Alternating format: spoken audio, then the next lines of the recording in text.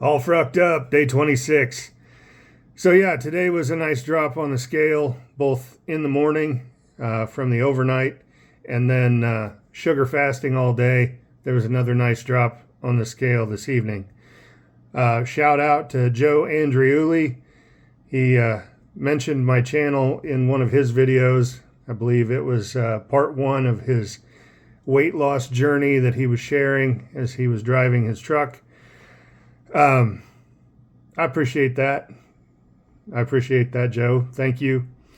Yeah, today I would say gratitude would be the thing that I wanted to talk about, because when I first started the sugar diet, I was having a lot of bloating, a lot of severe cramps.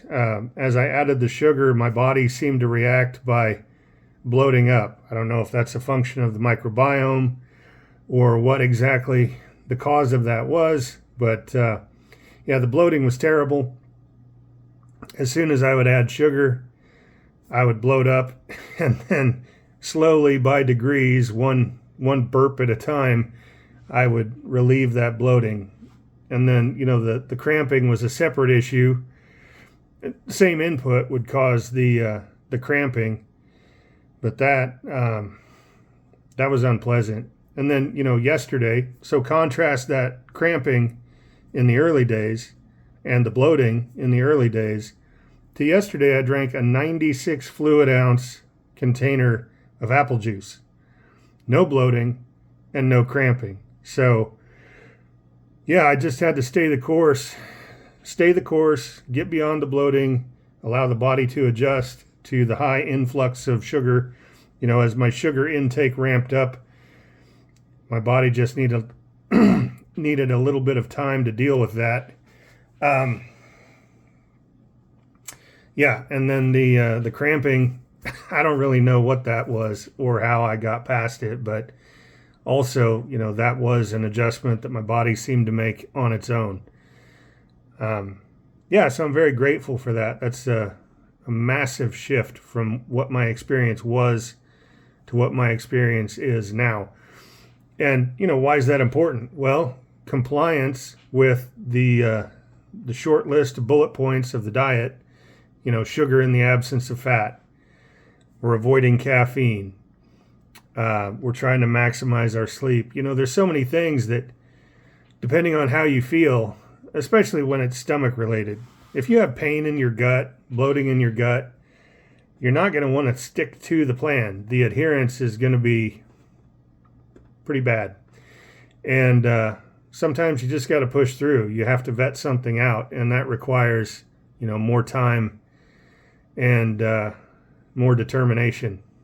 But yeah, I just, that really struck me that, yesterday's 96 fluid ounces of apple juice didn't cause any bloating and didn't cause any pain.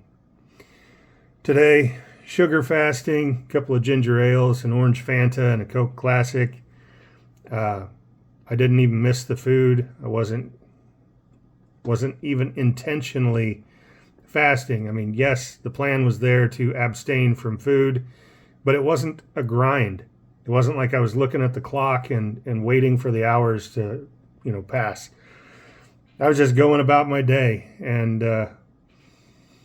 it didn't even feel like a fast. And then this evening, after my weigh-in, I had 2 English muffins, 1 gram of fat each, and then I had some sweet peas, 2 bags of frozen peas. Hit those with some sriracha and some ground black pepper. Didn't add any sodium, just had the ground black pepper and the hot sauce. And then when I got done with the peas, I wasn't hungry. So, I mean, just to stay on plan, I could eat the 29 ounce can of peaches with heavy syrup this evening, but I may not.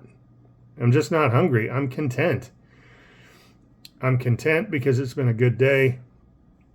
The scale feedback was, I think, appropriate and in alignment with the efforts that I've made and the food and beverage choices that I engaged in. And then, yeah,